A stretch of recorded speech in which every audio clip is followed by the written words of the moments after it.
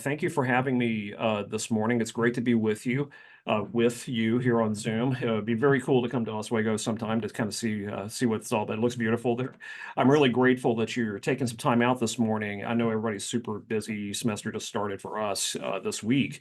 And I appreciate you giving some attention this morning to this really important topic that is important enough to myself and to David that we wrote a whole book about this. And we feel like there's a growing critical mass of deep interest in doing something different with the way that we grade things. So before we get started, let me just kind of give a little bit more about myself. My name's Robert Talbert, and I'm a professor here in the mathematics department at Grand Valley State University. Grand Valley is a 23,000 student public university in the western side of Michigan. If you know the trick about holding your right hand up and looking at it palm side up, that's the Lower Peninsula of Michigan. We're over here, kind of on the opposite side of the state from Detroit, right there in the snow belt, as we were just discussing, near Grand Rapids. And today, I've been at Grand Valley this is my 13th year at Grand Valley.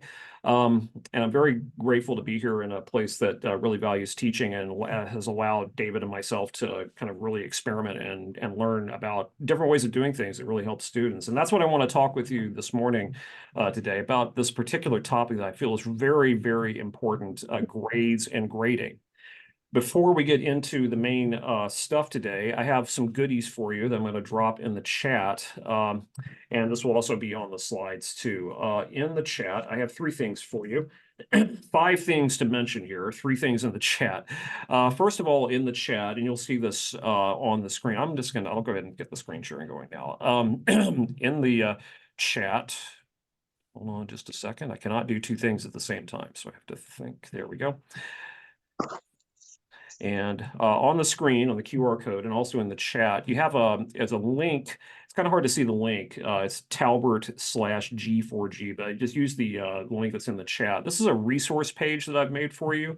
It's a page of resources that includes links to the slides, links to a lot of course materials that from myself and from others, some research papers, and even more. And so please feel free to explore this resource page now or later or both. I'll be mentioning it throughout the talk, and anything that gets mentioned in the talk, I believe I have linked onto the resource page. Second of all, I have put the link to the slides in the chat here, and I'll drop it one more time just in case I didn't think there was anybody who just showed up, but there it is again. Third thing today, a lot of what I'm speaking about today, as you're probably aware, is in a book that I wrote with my colleague David Clark called Grading for Growth. This book was published back in the summer, and obviously I'll be referencing this a lot. And I hope that each and every one of you get a chance to read this book, hopefully purchase the book. That would be nice. I have on the resource page, there is a code. It's kind of a strange code, but it gives you a 20% discount off of the book if you purchase it from Routledge's website. That's our publisher. The link to purchase that book at Routledge's website is also on the resource page. So feel free to use that. Fourthly, David and I also publish a blog, which is also called Grading for Growth. We like to keep things really simple, and just everything is called Grading for Growth. It's at gradingforgrowth.com. And this is a Substack publication, and we publish every Monday and new content about grades, grading, and assessment. The Substack is free. We don't monetize it, and you can subscribe to get new posts delivered to your inbox every Monday. One of the really exciting things that we've been doing lately is having guest authors once a month. This month we have 2 guest authors, actually. And this is just reports from real people who are just like you in the classroom, who are doing things with alternative grading in all kinds of different settings, really interesting and creative things. And you can learn a lot from just what other people do. So I'd love to see you on the subscriber list there if you're not already. And fifth, and finally, I mentioned a few minutes ago, I'm really excited to announce that David and I are partnering with Perusal, which many of you may have heard of. Perusal is a web-based social annotation platform. You put text and video into this, and you can give it out to your students, and they can leave comments and have discussion threads on it. Perusal and David and I are partnering to offer an online slow reading group of the book. For a fee of $15, you will get 4 weeks of full access to the text of the book And you'll be reading along with, I think we're up to over 80 people now who have signed up for this all over the world, I think, who are going to be reading the book and leaving comments, questions, engaging in discussion. And David and I will be on there 3 or 4 days a week to push the discussion along and do Q&A. This is, I think, a really cool and innovative way to build a community of practice around this book. And I really hope you'll consider joining in. And this kicks off on Monday, so this talk is very well timed. I have put a link in the chat there a little further up, and it's also on the resource page if you want to take a look at that. Okay, so thank you for indulging me in that. So let's dig into the main ideas here. So on your screen, you have the slides here. There is a link to the resource page. Again, it's in the chat. You can back up a little bit, and I'll put this up again towards the end. So let me tell you a little story about how I got started on this path, thinking about alternative grading that has eventually led me to you today. So 10 years ago, I was teaching calculus at Grand Valley, and calculus is a subject I have taught hundreds of times, literally. And I felt like I was being pretty innovative about this. I was using a flipped learning model. I have another book about flipped learning too, and a lot of active learning, a lot of cool use of technology, I feel. But my grading system back then, 10 years ago, was pretty standard. I had quizzes, I had tests, we had little computer labs, I had homework, and so on, all graded with points.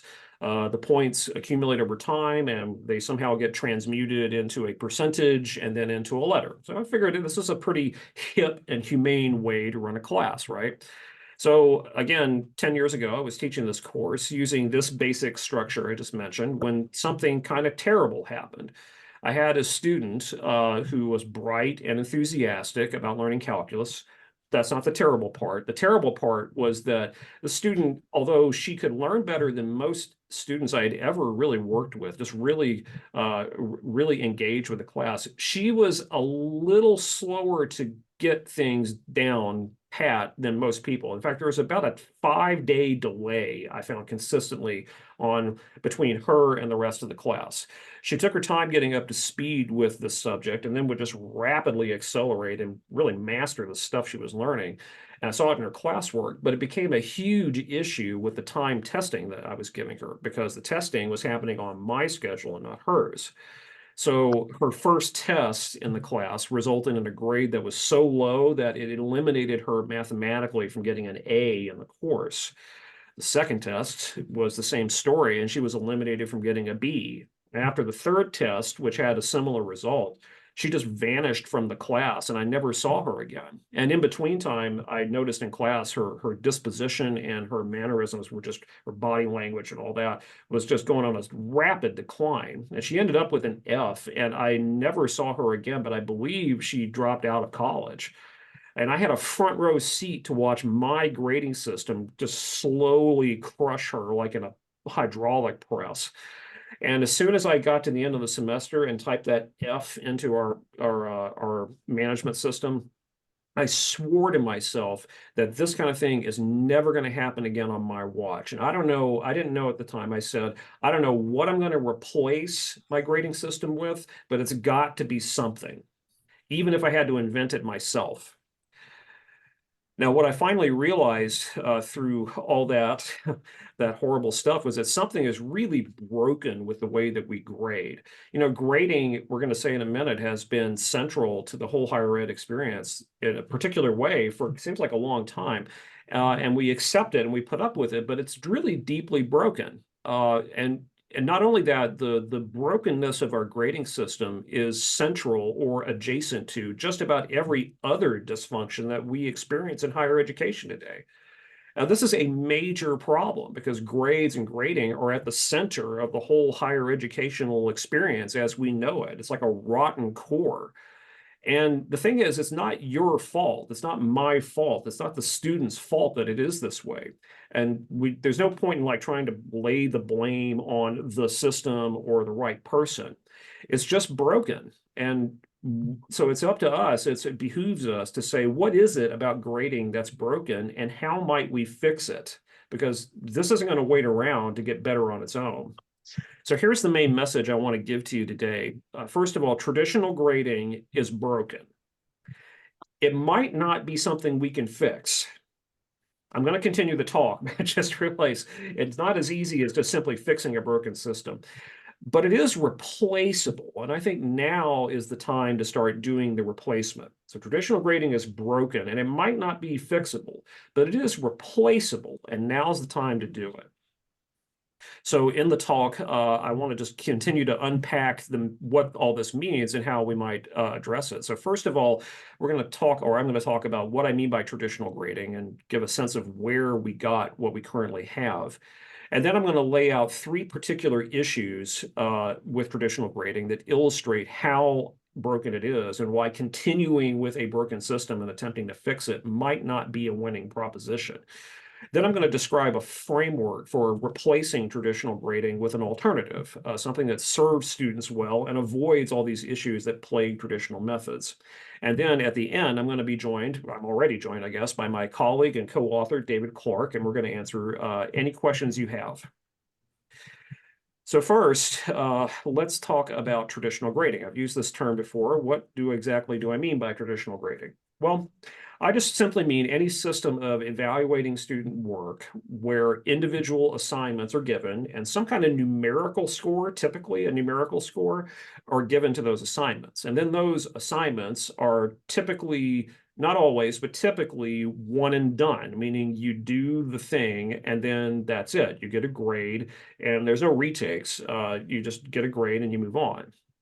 And then those individual scores are put through some kind of statistical formula, like you see in the middle panel there in the syllabus, that arrive at a summative number for the course. It's usually a percentage. And then the output of that formula is fed back into another sort of formula, a table that maps the number to a letter, A, B, C, D, or F, maybe with a plus or minus modifier slapped onto it as well. So there are variations on this basic theme, and not every college class is graded this way. Like some of our English classes and composition classes have retakes built in and so on, project classes, music classes, and so on. But by and large, this is a system that we typically use, and this is what I mean by traditional grading. It's probably what we ourselves experienced as students, and probably what our professors before us experienced as students, and the professors before them, and so on, back to whenever. Back to whenever, I mean, that's actually an interesting question. Like, how far back does this go? If you start looking at grades in class, I mean, I know this is what you see on the screen here is certainly what I experienced in the vast majority of my undergraduate classes, at least. When did this all get started, and how did we end up with this traditional grading system? So first of all, I want to give you a little trivia question here, and I'm going to ask you to think about this just very briefly, not overthink it, for like maybe 10 seconds. And then I want you to put the answer in the chat when I say go, but not before. Okay, so here's the question. Think of the answer, maybe type it in the chat, and when I say go, you hit enter. Question is, what was the first year that the ABCDF letter grade system made its debut? In what year? Again, type that into the chat, but don't hit enter yet. What year did the ABCDF? Okay, now hit enter. Let's see what you think. This is going by way too fast. I need a spreadsheet to capture all this, but I'm scrolling up and I'm seeing the minimum number. I see 1880 there. There's oddly specific 1954. Theo, okay, thanks. 1955 is right before that. 1980, okay, so 18. I'm seeing stuff between the 1833 is the 1800 here. Let me see, and up to 1980s, 18 something. Good job, John. Way to hedge your bets there. Okay, so yeah, it's interesting. It's when you think about it, we kind of get this idea that it's been around for a while, but maybe not for an amazingly long while. Like nobody is saying like the 12th century or something like that. So let me just spoil the answer for you. The answer is 1896. So you 1890s people were kind of in the ballpark here. It was just 128 years ago. 128 years sounds like a long time. It's not. Here's a timeline on here. This timeline is not to scale. 128 years is only about 7% of the total history of universities as we now know them. And prior to 1800, you're on the right track here, all y'all saying 1800, but prior to 1800, there really wasn't any conception of grades at all in higher education. If you went to university, you just went to university. You took your classes, which usually consisted of like disquisitions and like the Oxford style setup, where you might go to a lecture, you might not, but you show up and you do the stuff. And at the end of your degree program, you take a single large oral exam right at the end of all your studies, and an outside committee of people who may or may not be experts in the subject give you either a thumbs up or a thumbs down, either a pass fail, and depending on what your committee told you, that's the sole basis for awarding a degree. And if that sounds familiar to you, if you have a PhD or an EDD, that's where we got that system, and that's where it's the lasting vestige of that early pre-19th century way of grading, if you want to call it that, is still in our midst in the form of doctoral dissertation defenses.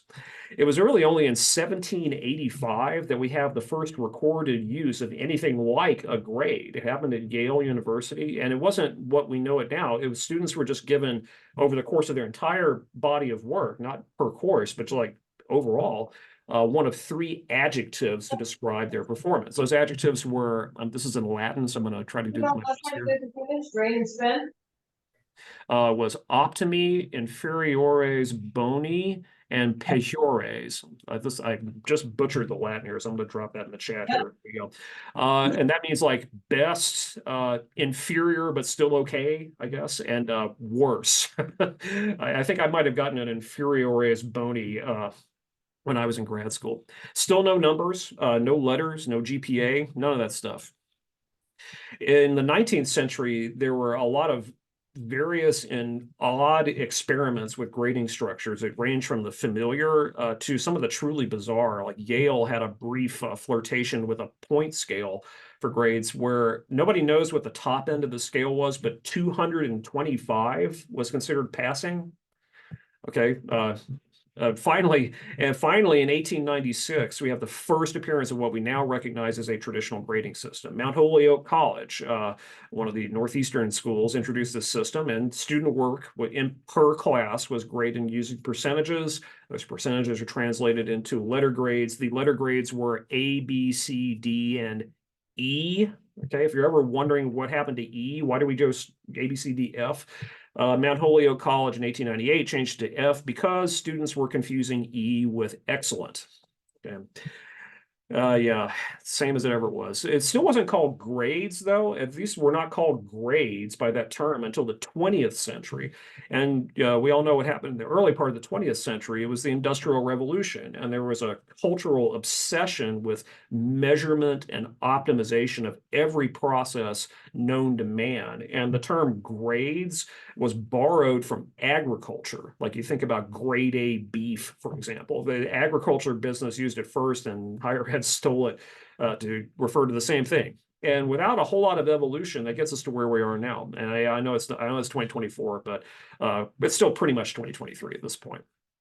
So what we can take away from this little history lesson, and there's a lot more depth to this. And I wrote the chapter about the history of grades in the book, and I was kind of blown away by some of the things I learned in that. What we can take away from this little history lesson is when you think about traditional grading, it is not necessarily as great or irreplaceable as we might think it is. It is an invention of administrators and faculty meetings, and you all know how well that can go sometimes.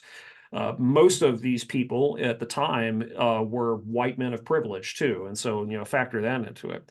Traditional grading was designed to solve administrative record-keeping problems. It was not designed to solve learning or pedagogical problems. Okay.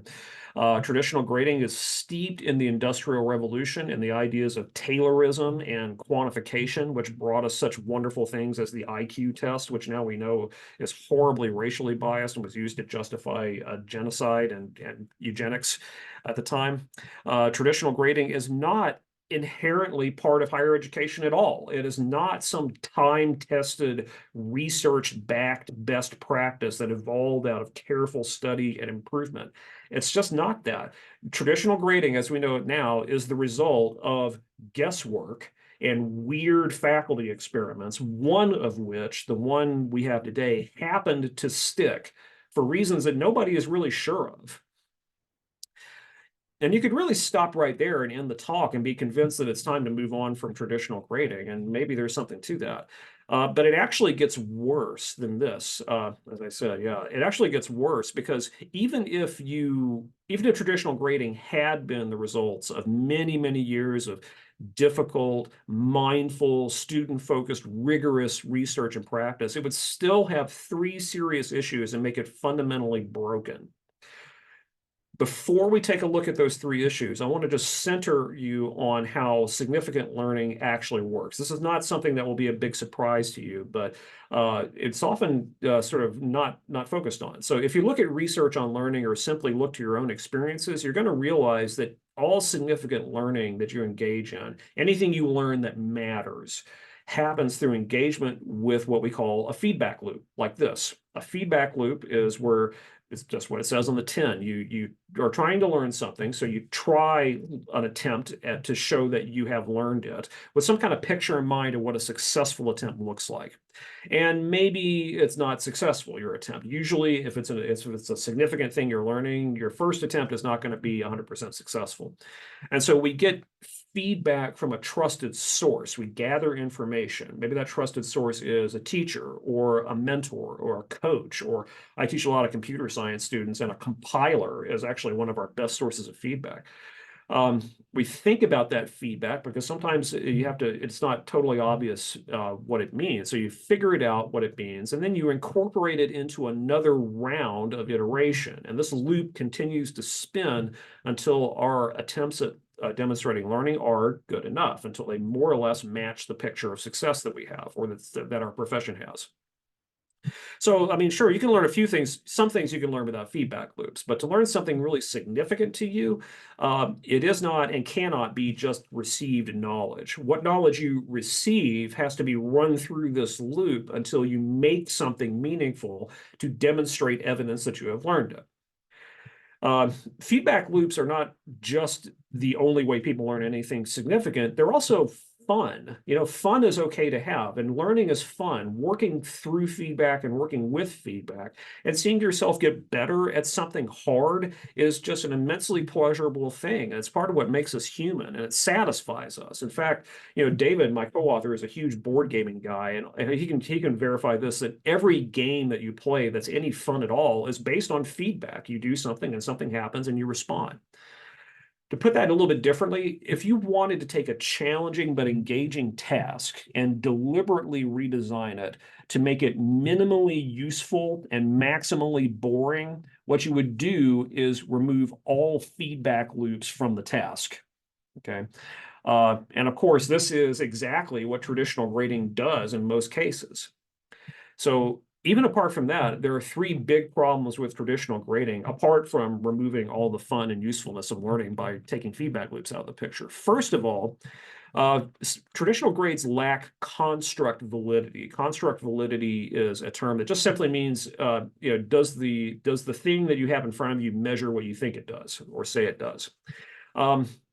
So here's an example that is taken from our book here. Consider you have two students, Alice and Bob. They're in a traditionally graded class where the grade in the class comes from three 100-point exams, and you average the scores together and take a percentage, take an average. Alice got a 0 on the first exam, then an 80, then a 100 for a total of 180 points. Bob got 60, 60, 60, also for a total of 180 points. Now, that's the same point score, and so they have the same grade. That would be a 60%, which in most places is barely passing, if at all. So I would just ask you rhetorically, first of all, does that seem right? Does that seem fair to you? Does that 60% really capture what Alice can do and what Bob can or maybe cannot do? In fact, just kind of drill into that. What does that 60% even tell you? Is it a measure? Is it a measure of how much material that the students have mastered? Do they know 60% of the material at 100% mastery, and the other 40% like not at all? Or do they understand 100% of the material at 60% mastery, whatever that might mean? Do Alice and Bob have the same overall level of knowledge or mastery of the subject? I mean, why did Alice even get a 0% on the first exam in the first place? Was it because she didn't know anything about the material? Or maybe it's because she was sick and had to miss class, or she had to work a job, or was taking care of a family member? There's a lot of information that is completely crushed out of existence by averaging. And with a traditional grading structure like this, we cannot tell what this number means in any real sense. They're really not valid measurements of learning. And that's pretty bad, but it actually gets worse than this, because the second thing about traditional grading is that they lack statistical meaning at all. Numerical grades in and of themselves are numbers, obviously, but they're not numerical data as we know them. And so all these statistics that we perform on them are kind of meaningless, because just because something's a number, it doesn't mean that it's numerical data.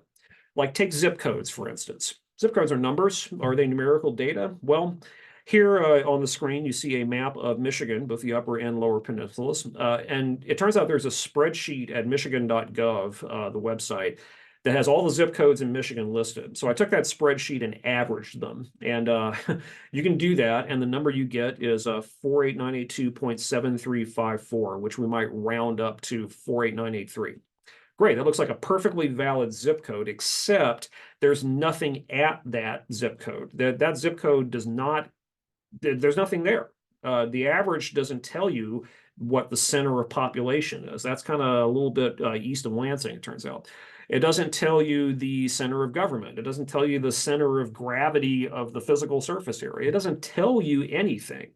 So that average was perfectly correctly computed, but it conveys no information whatsoever about your students.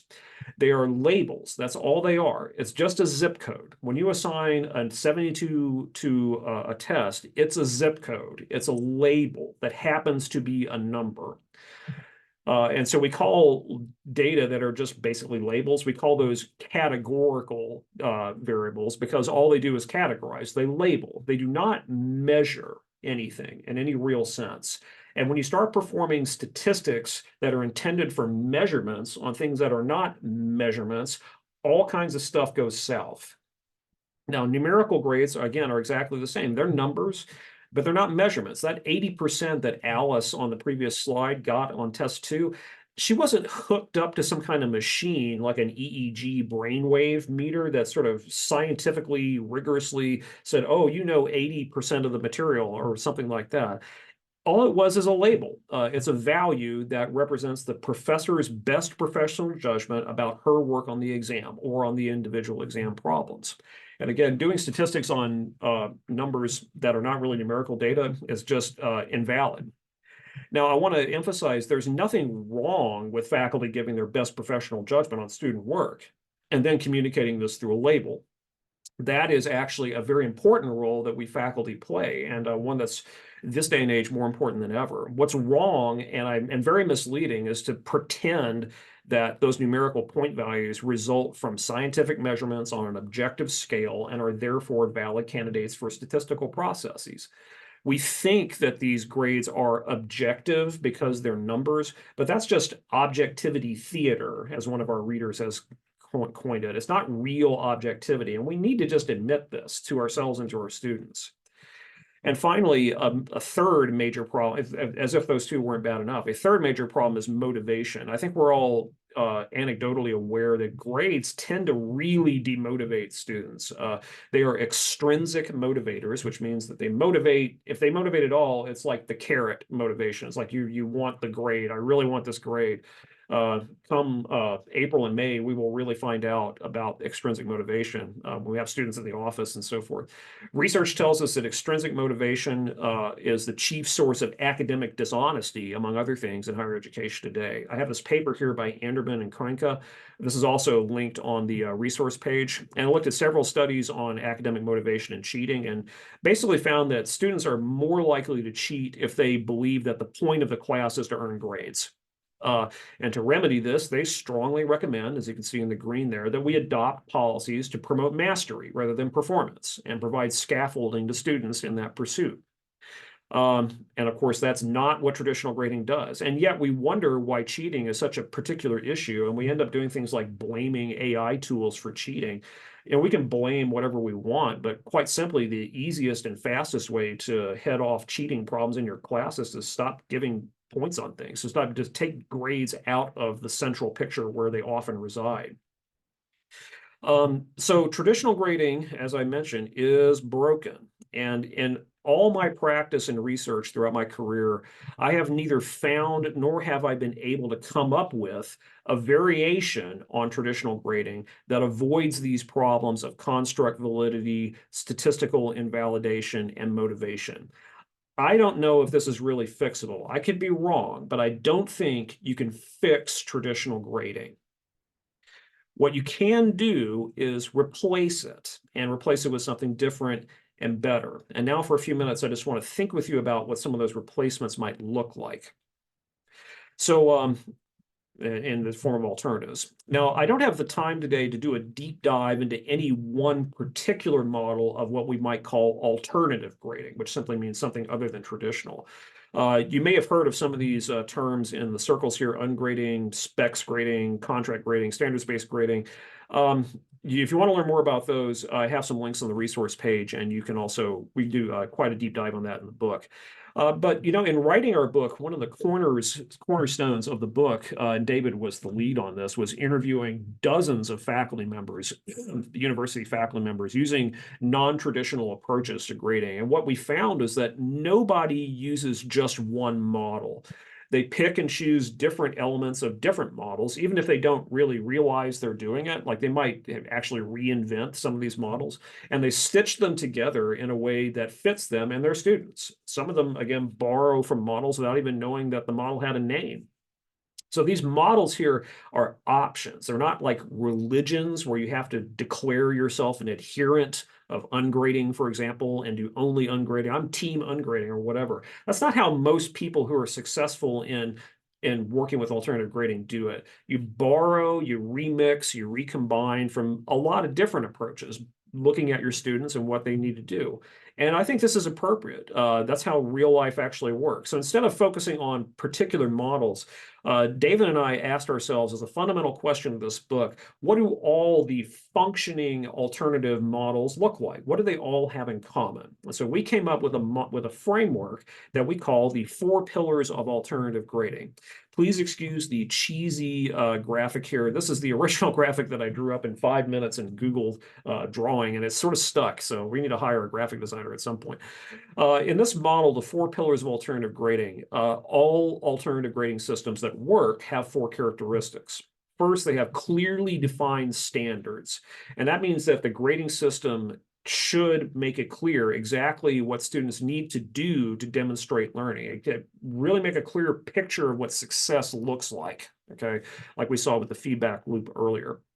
Helpful feedback means that we remember that all significant learning happens through engagement with a feedback loop. And so the loop drives not only the learning, but also the engagement itself. And so if we want to give feedback, we should, first of all, but it needs to be helpful feedback. And so feedback is easy to give. Helpful feedback is hard sometimes. Helpful means that the student is getting not only an idea of what might have gone wrong with their work, but why that might be the case and what the student, might consider doing to fix it. Helpful feedback is informative and it doesn't humiliate the student, but it actually invites further collaboration to solve a problem, namely that the work as it stands was not a successful attempt. Marks that indicate progress is the 3rd pillar. And just to mention, what do I mean by that? By the word mark, I'm using a non-American, very Canadian style word that just means it means grade.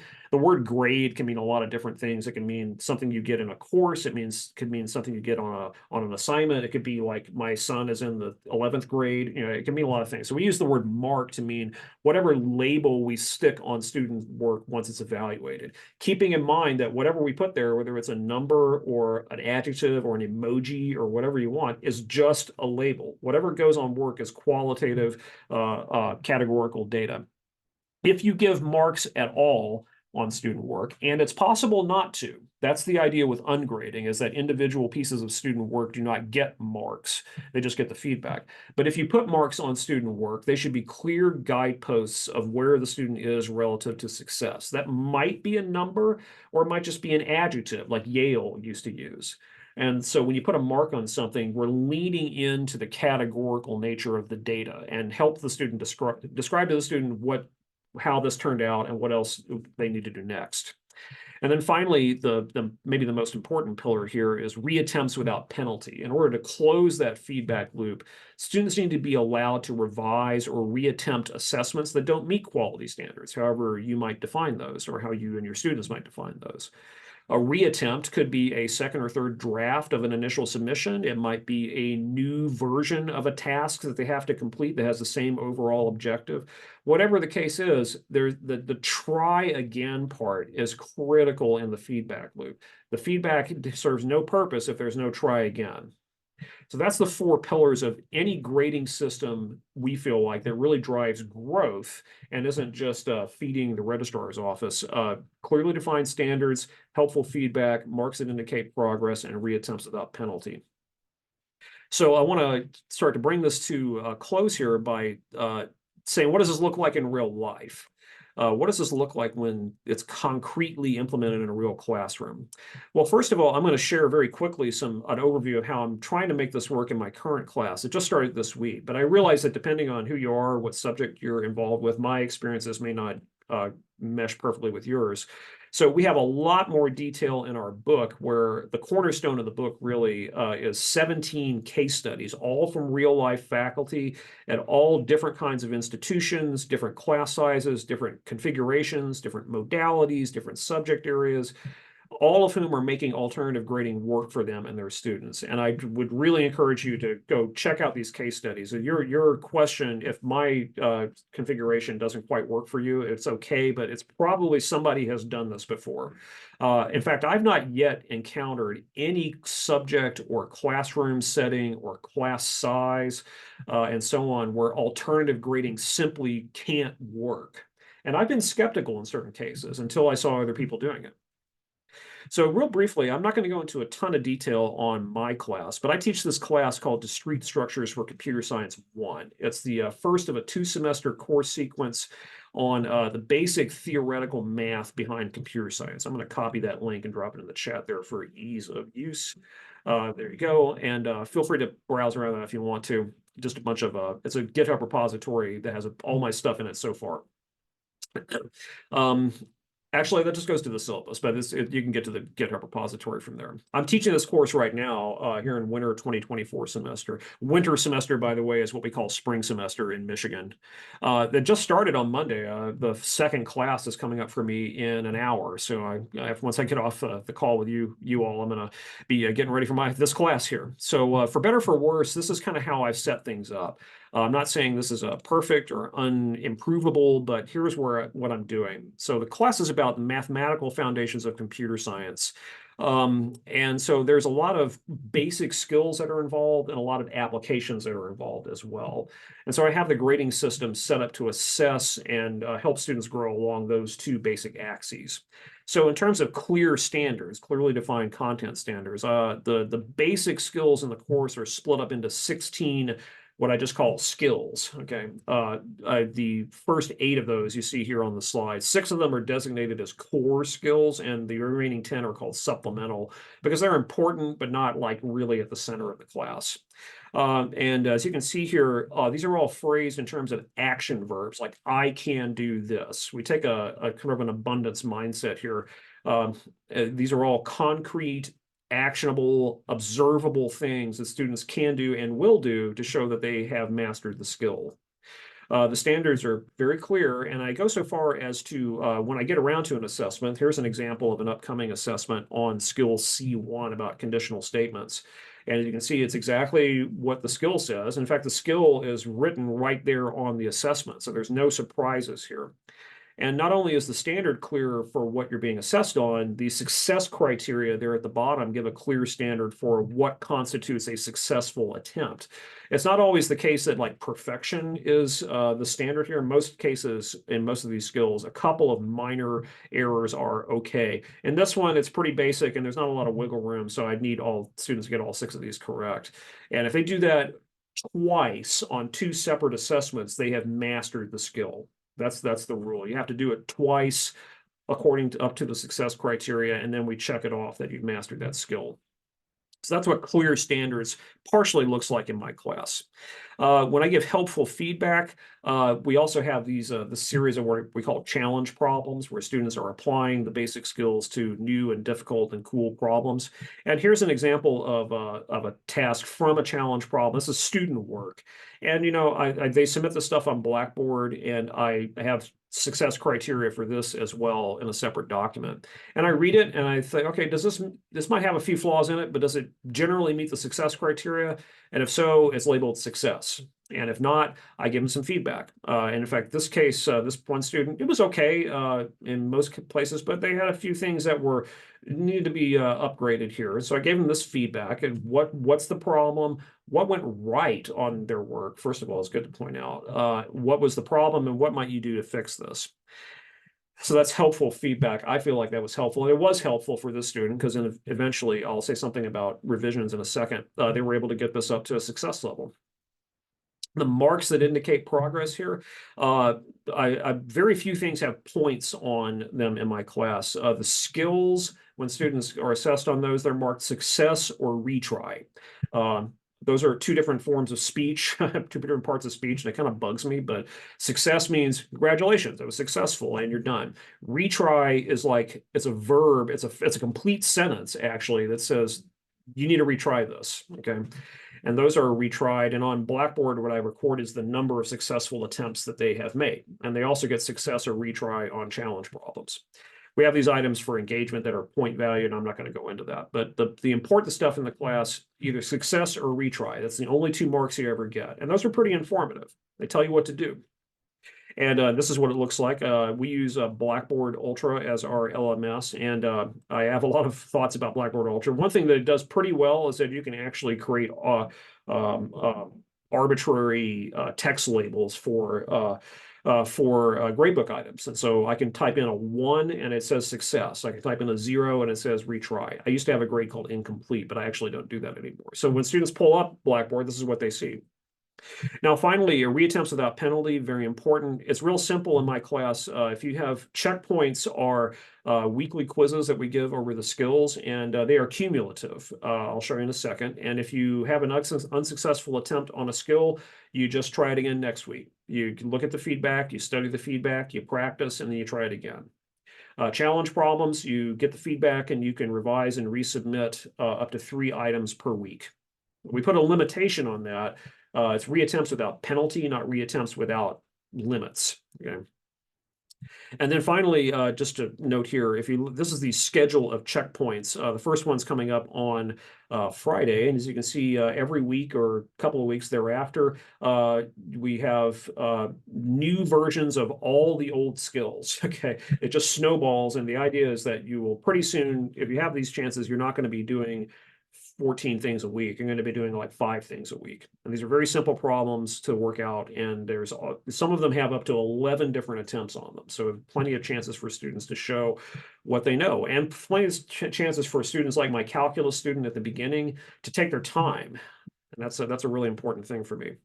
And this is how the final grade is put together. It's not a statistical formula. It's just a table of accomplishments. Okay, this once you have accomplished all the things in a row of this table, that's the grade you've earned. And your grade never goes down in the class. Once you've accomplished all the tasks for a C, for example, your floor is a C, and you're not going to get anything lower than a C.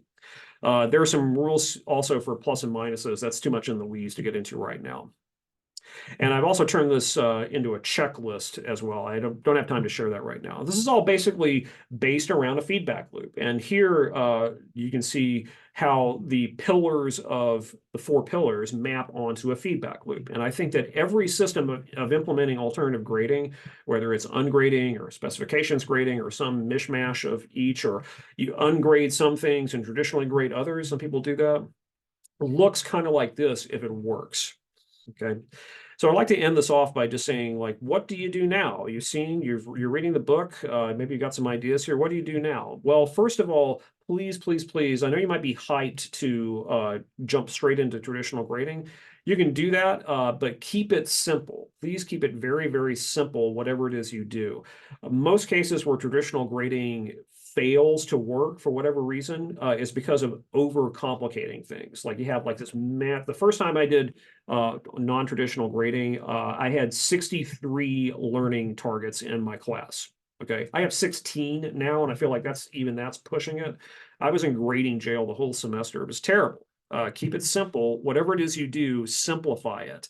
If it feels like it's too complicated, it is too complicated. Simplify what you are doing. And then secondly, realize that you don't have to do it all. You don't have to convert your whole class over to ungrading, for example. If you need to take a partial implementation of this, that's fine. A lot of people do that, and it works really well.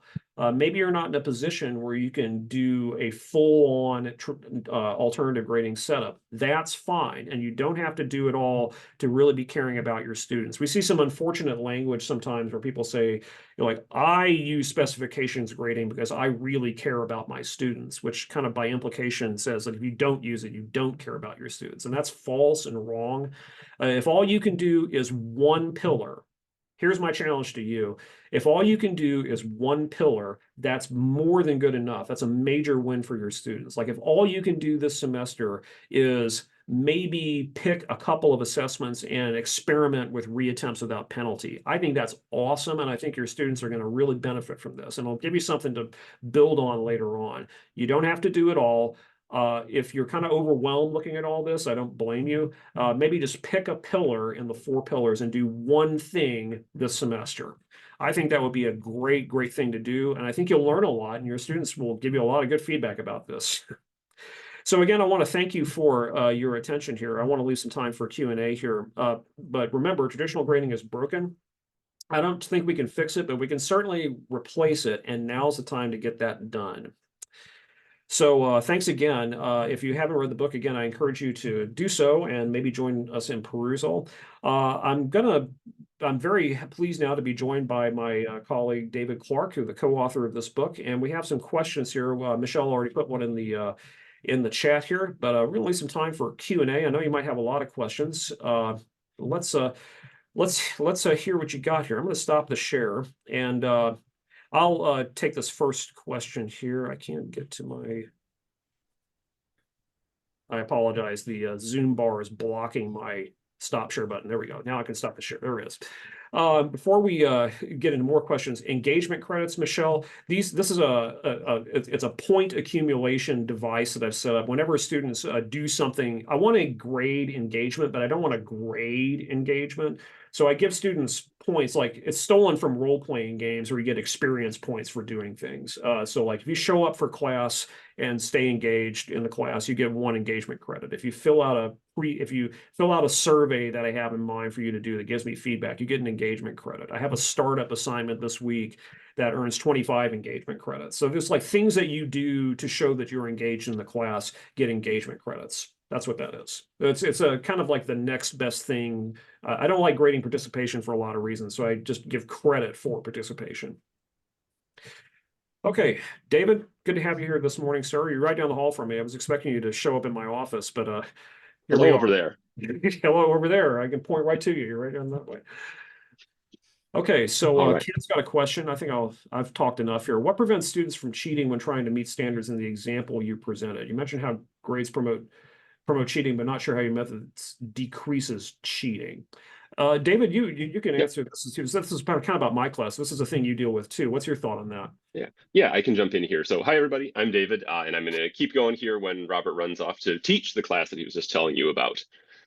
But yeah, so here's the key idea to think about when it comes to cheating. Robert had a slide up about a paper talking about sort of what motivates cheating and what encourages what's called a mastery mindset, essentially. So a mastery orientation towards learning.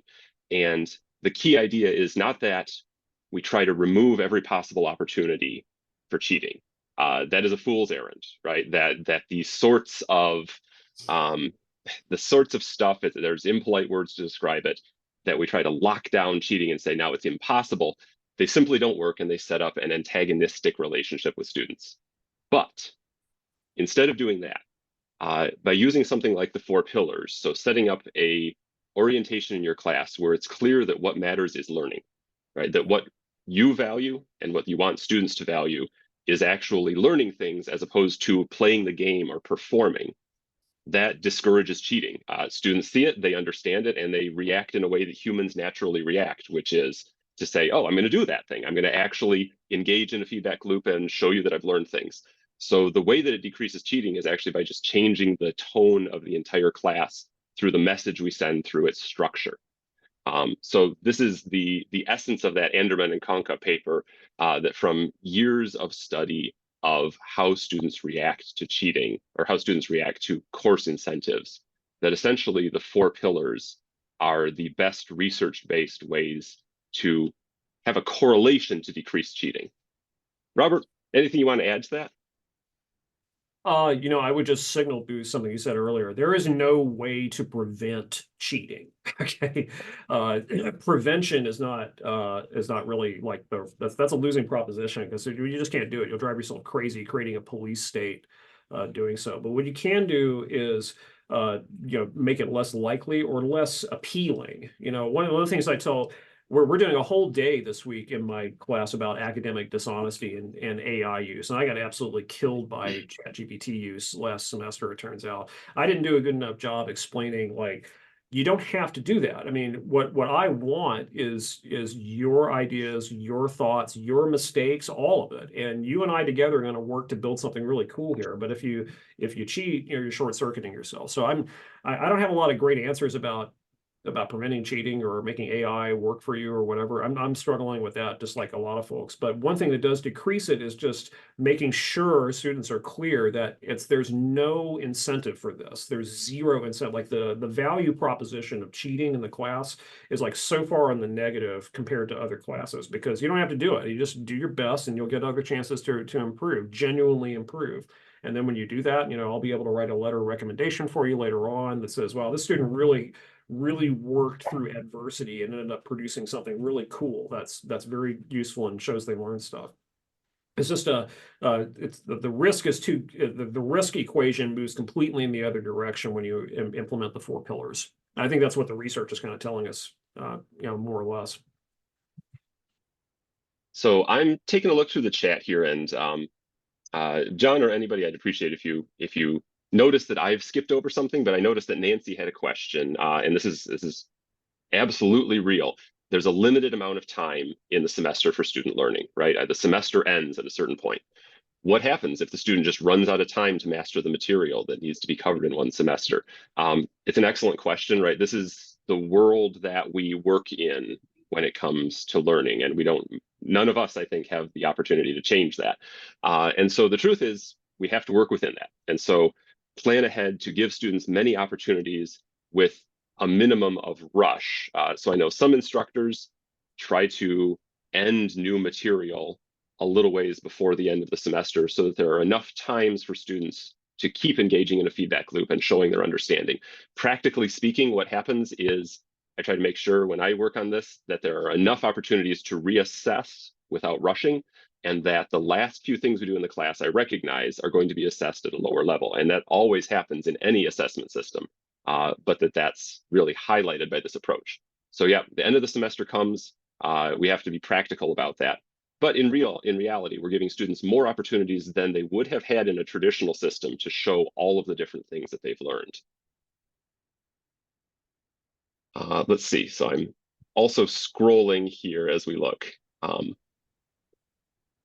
Okay, Robert answered this, but I want to sort of address out loud something that Natasha had asked. In that grade table that Robert had shown, and which Natasha, thank you, put a snapshot of that in the chat as well. The question is essentially, what if students are at different points in that table, right? Because there were requirements to earn each letter grade that were across several categories. So you have to do this many core skills and this many supplemental skills and this many challenge problems. And that's a pretty common thing. We call that a grade table. It's a pretty common setup that here's a list of the different things in different categories that you need to complete to earn a certain grade. And so students can be at different levels in different categories. Maybe they've completed a lot of supplemental skills, but not a lot of core skills. And those would align with different letters. And so as Robert said in the chat, the grade is the highest one for which they've met all of the requirements, which might mean that they've got a higher possibility here, but they've only actually completed all the requirements for a lower grade. And so if there's borderline cases, it's the possibility of pluses and minuses and things like that. But one thing I do in my class is I have a few grade categories, and something that I emphasize to students a lot early on and throughout the semester is that the grade categories are there because these are the most important things we do. So in a different class that I haven't told you anything about, I have just 2 grade categories: skills on quizzes and sort of a holistic thing, sort of like the challenge problems Robert has for written essays. And I talk to students about, and we see during class, how those are the 2 most important things, right? Either one of those is missing, you're not doing the important stuff in class. And so that you must meet all those requirements in both levels, or else something is lacking. And so you've actually reached a different lower level. As long as students are aware of that, it tends to be okay. And I tend to be proactive about, if a student is clearly lagging behind in one thing or the other, making sure to help them understand what are the things they need to do in order to succeed, and that this is important, that you're focusing on those essays more than on the quiz, because that's where you're missing things. So there's different incentives in different grading systems, and these are the kinds of things that show up. And so it's really important to not just recognize them yourself, but to also help your students recognize that those are issues that are out there.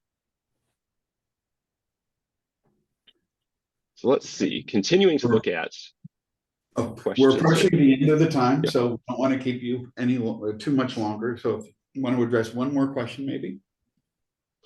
Absolutely. And so as I've been talking, Robert has been answering things. Robert, do you have anything in mind in particular that might be helpful for me to discuss? Yeah. I'm going to drop something in the chat here, but you can talk too. Someone asked about keeping track of grades. So we had a pretty robust discussion about grade tracking recently. David, I'll let you share whatever thoughts you have about this, but I'm going to put a link to a PDF in the chat. That's a grade tracking checklist that my students use. It's just a simple piece of paper. And this is what I give them to track the grades. We're going to talk about this today. In fact, that's today's class, is to talk about grades. And I'm actually, in just a second. I got to call it up here though. Yeah, I'm in the background. I'm pulling up the same thing that I do, and I'm going to paste a similar link into the chat. So actually, as something I just said, you change your grading system, and the incentives change, and there can be things that surprise you. And so it's really helpful to add structure to help students understand what those differences are. And so, like what Robert is talking about with a grade checklist, and he put his in the chat, and I'm putting mine in there as well. These are ways to help students engage with a different type of grading system. They might not be useful, and keep records. So of course, they're keeping a record, but I'm also keeping a record on my end. But they're doing it, and that helps them get their brains around the system more and keep track of what they need to do and see a visual indicator of what needs to happen to succeed in the class.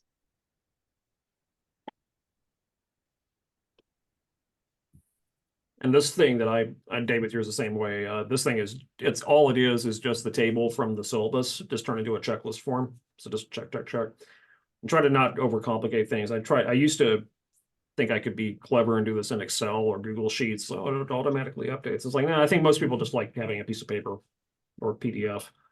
I do too. This is actually how I go through and assign grades. I just print off 60 checklists and just go through and fill everybody's checklist out, and they submit their checklist to me, and it's like it's actually faster than doing stats for me.